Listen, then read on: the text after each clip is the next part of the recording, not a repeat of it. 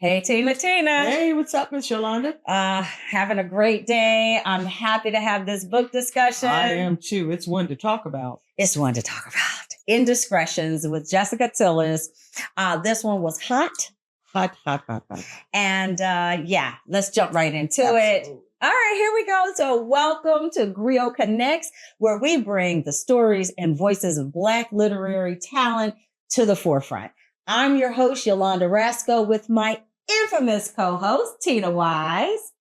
And today we have a special guest, Jessica Tillis. She's the author behind the captivating and provocative novel, Indiscretions. This book delves into the complexities of love and betrayal. With a capital B. Yeah, there's a lot of betrayal in this story. But it also has a really cool dance with secrets and around how lives are impacted by those secrets. So join us and as we explore the inspiration behind the work and the characters that draw you in and the power of the storytelling in creating these unforgettable indiscretions. Jessica Tillis, welcome. I am telling you, I can't talk right now. There's just been so much happening in this story. You have me stuttering. First and foremost, this story was compelling to me because I have in the past been a little bit of a romance snob, right? And so when I started reading it, I was like, okay, romance. But baby, this story just grabs you. It brings you in. It keeps you going. It's a page turner. I loved every minute of it. I'm not even going to lie. As a snob. Yeah, this is another snob over here. I'm not a snob. She's a snob. But Jessica, before I don't want to, tell too much about the story because there's so many twists and turns. So I'm going to ask you to open up, lay out the storyline for our listeners so they can come up to speed and be just as excited as I am. Okay, so Indiscretions, first of all, was 9 years in the making. Wow. Yeah, took me 9 years.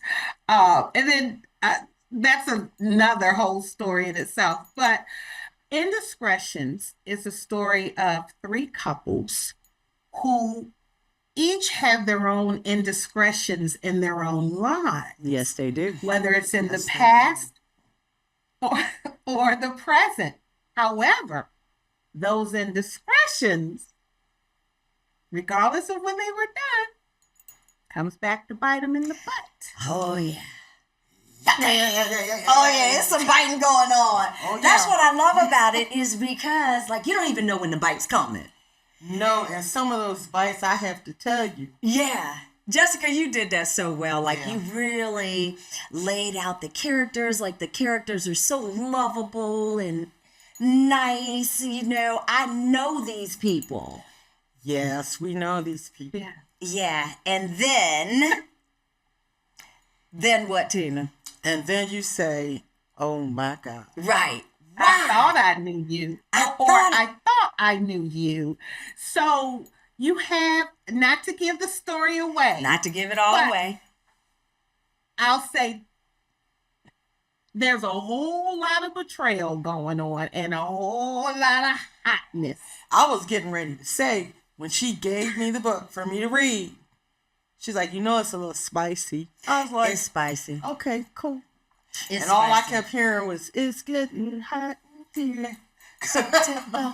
I'm telling you. Yeah, it's spicy. Yeah. But actually, Jessica, that's what I enjoyed about it. Not for nothing. Like I say, I tend to go into some of the heady stuff, but I was like, I need to get Rob over here and read this with me. Yeah, that would do it. It is absolutely, it's so entertaining. That would do it. Yeah, that would do it. Mm-hmm. I can't wait to do, I would recommend this even as a book club book.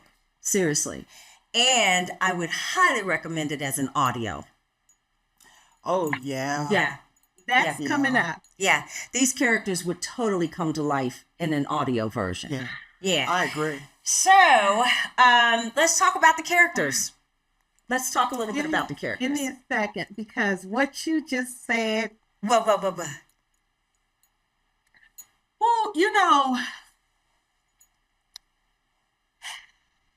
Take your time. as an author, as a writer, Yes. you pour your, I can only speak for me. As a writer, I pour my heart and soul into everything I create. And sometimes I hit the ball out the park, and then sometimes it's a dud, Yeah. And this book here, this is my first book that I've put out since 2015. Mm.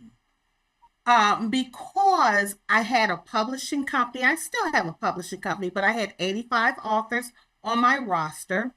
And so I focused on them and took the spotlight off of me. Uh-huh. Until around 2013-ish, I just decided I'd had enough of publishing other people and I wanted to get back to Jessica Tillis.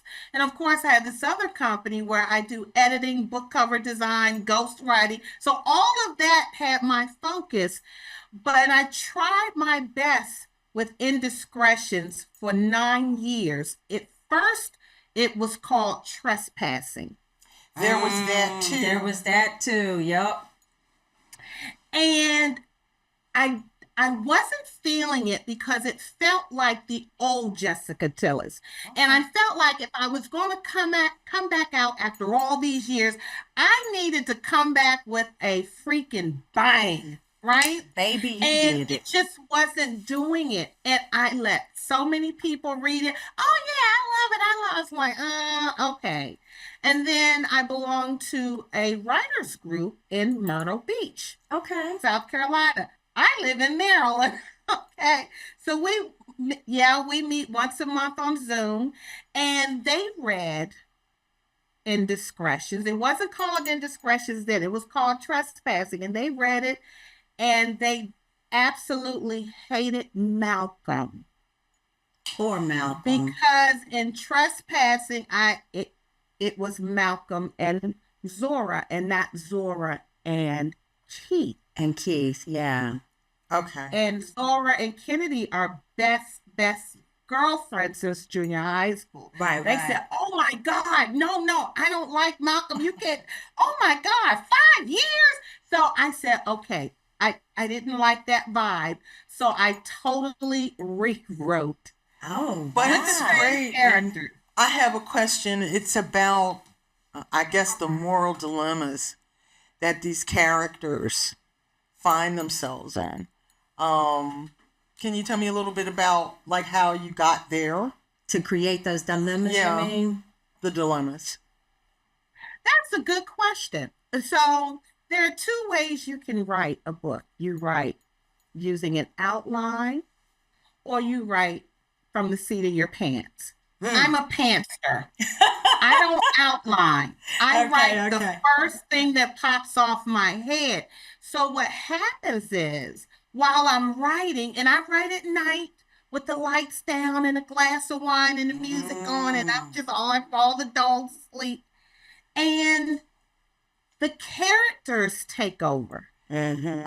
I could see. I can And see I'm that. just going with the flow. It's almost like it's an out of body experience Yeah, I can where see that. Jessica Yeah. is back there somewhere. Yeah. And so the characters are just doing their thing. Because you have to, so I'm going to interject here because here's the skinny. I met Jessica at a book conference, National Book Conference. By the way, if you all haven't been, you should go. It's here in Atlanta. It's done in an amazing way. Yeah. There's National Book Club Conference. National Book Club Conference. Okay. And they tend to do it like August-ish. But that's where I met Jessica. Sweet person, so nice and You never would have thought. never would I have thought that the words on that page, right? So when you talk about how you created these characters and they kind of came to life, they took on their own personas and so forth, I can see that because they are external from yourself, from your natural tendency, I imagine. Right? Is that? Well, I will say this. each of those characters start out, being someone I know. Oh, see, I knew that. You knew I that? knew that. I knew Yeah. that. I knew Being that. someone I know. Oh Like my God. Kennedy is modeled after her look, her character, her personality. Kennedy was something All else. of they're always modeled after someone I know. Oh, baby. Now I you can done see opened up that. another can of worms. Because I actually did see somebody in there too, but I didn't want to say that out loud. People that I know. Right. Yeah. Right. And so that kind of brings me to a question about the consequences. So because I do know people who kind of, behave in a certain way, and it's not like they're looking out 5 years out, 10 years out to get a sense of what is this choice or decision going to mean 5 years from now. Right. And I think about the characters in the story, right? The choices that they made. Okay, it feels good today, but what's it going to look like and feel like 5 years from now, a But couple see, I years think from now? that's the thing that makes it so relatable, because oftentimes people do things, they are aware somewhere in the back of their minds of the potential consequences. Of the consequences. But they don't care. Okay, don't say that, Tina. See, you know what? This is my So friend. let me say something. Let me hold that, Tina. Listen. Thank you for the I'm just sequel. saying. Called Consequences. Thank you. I received an email from a reader who's a client of mine who said, listen, I need to know, give me a 5 years later, where are these Exactly. characters? How are they dealing? Yes. And you, I'm waiting too. I ain't lying, Jessica. Jessica let me Tillis. write that down. Jessica Tillis, Consequences. you must follow up. So I don't want to give away Okay. the storyline, but what I do want to say is this. The choices that your characters made, right? It all kind of comes together, towards the end of the book, of course. You don't expect it to unfold that way. So it's full of surprises. I like that. Love it. The energy, the surprises, how it unfolds, it is exciting. However, I was a little angry with, I'm just going to say Maceo at the very end, because I didn't want him to just walk away at that moment. I put it that way. I need another chapter. Because you want to know the consequences. I want to know the consequences, and I want to know kind of, does he sort it out? What is his next move? How does he move forward? Well, so not giving it away. Don't give but it away. You know what happens at the end. Yes. So, of course, naturally, he's like, I'm not, Naturally. can't be anymore. I mean, of course. Naturally. Yeah. But he tells her, thank you. I'm paraphrasing, thank you, because now I've met someone and I know what love is now. Look how she rolled her eyes. I know. Oh, I can't wait for the next one. I know. Well, I'm going to tell you, thank you so much for leaving us with a cliffhanger and having something else to look forward to. But my next question goes to the auntie conversation. Aunties. Do you remember that? I remember it very clearly. Because the aunties, it was just so again relatable. Here, just to set it up, in this part of the story, Kennedy is coming to terms with some Something that has happened. tough stuff, Yes. really difficult things. She's got Yes. some difficult, complex choices that she has to make, Yes. right? And I've been that girl. Rabbi? You've been that girl. Yeah. And sometimes you need a little help sorting things out. Absolutely. You're just, your mind is just kind of spinning. There's too much going on.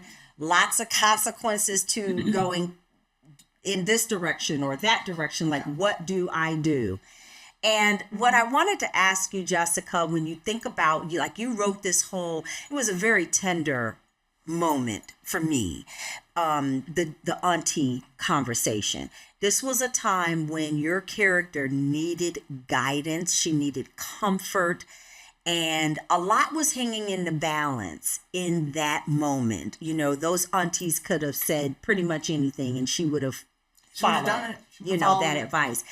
Can you talk a little bit about the aunties in your own life, Jessica? Because if you're writing this about personas and archetypes, tell us about your aunties. I know it's an auntie back up in there.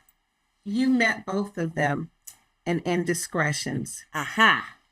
Okay. Both aunts are based on my great aunts. They are my grandmother's sisters, Aunt Ethel and Aunt Feeney. We called her Aunt Feeney, but her name was Lorraine. All right, Aunt And the whole scene, the house, everything was Aunt Ethel's house. Oh, wow. Her cousins that she meets when she gets there, they're based on my cousins Monica and Angela. And so anyone who reads my book that's family, they're going to see themselves in my book. And so the way her aunties spoke to her and advised her, that's exactly the type of advice that I'd received at a time or two from my aunts. I love and, that. and they're old school. Well, baby, listen. Right. Men don't do what men don't do. I was going to ask you if that was your reflection of maybe the difference in generational viewpoints on how we get through things. And where that whole concept of forgiveness and making a choice comes in. Yeah, because it's hard to talk about this and not give it away. I know, right? As her aunt said, listen, he was in college. You weren't even married. Why are you tripping? Right. Why are you tripping? He didn't even know. Yeah. So why are you tripping? Yeah. And that I have to I have another book, Loving Simone. I put my aunts in my books because they're all gone. My mom's gone, and it just makes me feel close to them. There's another. It makes us feel close to them. Yeah, Yeah. And when she takes her daughter to Hampton University, and on the way back, she and her husband stop at Aunt Caroline. Yeah. Yes. That's my Aunt Johnny. Love it. My grandmother had a slew of sisters. It was like 9 of them. And they're great. Like, clearly they influenced your life. Yeah, and it resonates when you've had that. I have had similar experiences, even in terms of taking the kid to college. Yeah. And how that felt. Right. When I dropped my daughter off. But then I cried when she went to kindergarten. Oh my God, here we go. I did, like a baby. Cried when she went to kindergarten? Wept, not cried. So what did you do when you dropped her off to school, though? Which one? To choked. Wept. They have it on tape. Again. This is a crier. I'm not normally a crier at all, but it's just something about that transition. Yeah, and that I didn't give my mother time to cry. What? When I was in kindergarten, my mother was a school teacher. She taught at Shad Elementary School in Washington D.C. Okay, that's and why I cried. I went to Shad.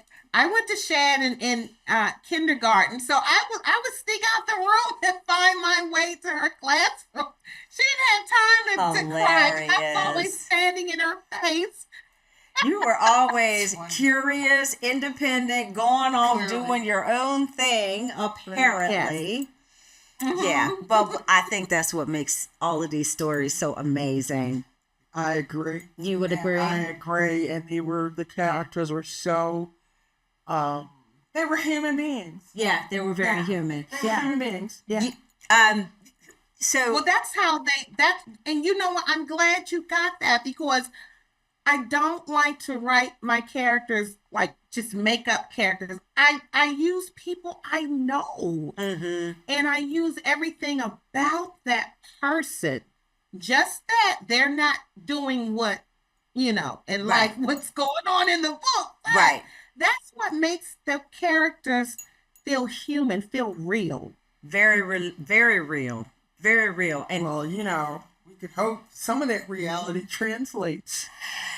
yeah, going back to that whole forgiveness question, right? Talking about how difficult it is and Yeah. how it happens. And then, I mean, I could tell you, at this stage in life, we've had to, Tina, you know this, you've had to forgive a whole lot of people. I have had to forgive a whole lot of people for myself, Yeah, Yeah. not so much for them. yeah. You know what I mean? That's kind of the point. Yeah, that's the choice wherein it's hard. Right, right. And in this book, just, sticking with the concept of betrayal With a capital B. with a capital B, the kind of betrayal that, forgiveness doesn't come easily. No, not at all. No. And, that's in another episode, we talked about friendships and girlfriend friendships and so forth and how important that is.